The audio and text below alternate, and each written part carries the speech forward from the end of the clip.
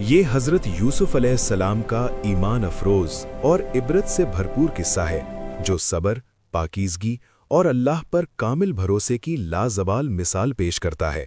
حضرت یوسف علیہ السلام حضرت یعقوب علیہ السلام کے پیارے بیٹے تھے اور ان کے حسن، عقل اور نیک سیرتی کی وجہ سے حضرت یعقوب ان سے خاص محبت کرتے تھے، جو ان کے بھائیوں کے دل میں حسد کا سبب بن گئی۔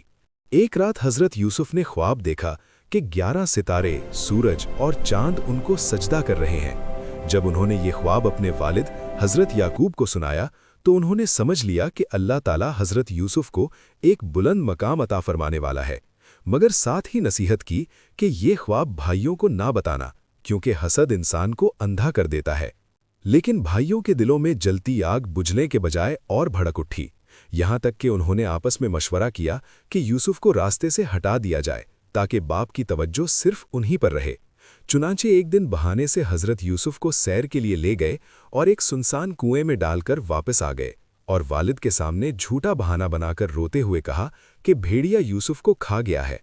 حضرت یعقوب دل ہی دل میں سب سمجھ گئے، مگر صبر جمیل اختیار کیا اور اللہ ہی سے مدد مانگی۔ کنویں میں تنہا حضرت یوسف کو اللہ تعالیٰ نے تسلی دی اور ایک قافلہ وہاں پہنچا جس نے انہیں نکال کر مصر لے جا کر فروخت کر دیا۔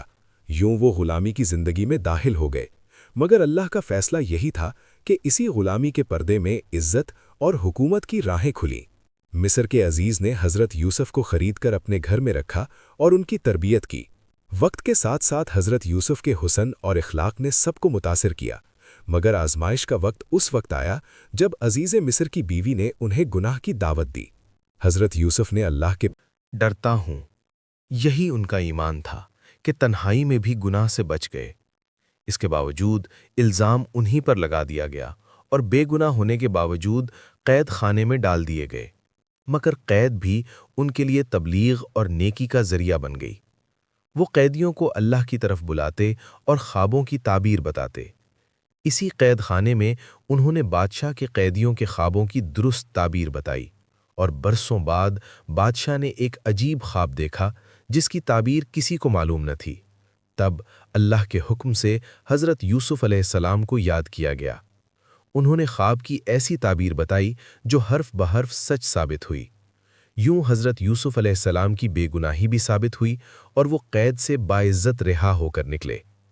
بادشاہ نے ان کی دانائی سے متاثر ہو کر انہیں خزانے کا نگہبان مقرر کر دیا، اور اللہ نے انہیں مصر کی حکومت میں عزت و اقتدار عطا فرمایا۔ قحط کے زمانے میں جب دور دور سے لوگ اناج لینے آئے تو حضرت یوسف کے بھائی بھی مصر پہنچے، مگر وہ انہیں پہچان نہ سکے، جبکہ حضرت یوسف علیہ السلام نے فوراً پہچان لیا۔ انہوں نے آزمائش کے بعد آخر کار اپنے آپ کو ظاہر کیا اور فرمایا کہ آج تم پر کوئی ملامت نہیں، اللہ تمہیں معاف کرے۔ یہ معافی کا وہ عظیم نمونہ تھا جس کی مثال کم ملتی ہے۔ بعد ازاں حضرت یعقوب علیہ السلام اور پورا خاندان مصر آیا، اور وہی خواب سچ ہو گیا جو بچپن میں دیکھا گیا تھا۔ سب نے حضرت یوسف علیہ السلام کے سامنے ادب سے سر جھکایا۔ تب حضرت یوسف علیہ السلام نے فرمایا کہ یہ میرے رب کا فضل ہے، وہ جسے چاہے عزت دیتا ہے۔ اس قصے میں ہمیں یہ سبق ملتا ہے کہ صبر کا انجام عزت ہے، پاک دامنی کبھی ضائع نہیں جاتی، اور اللہ کی تدبیر سب تدبیروں سے بہتر ہے۔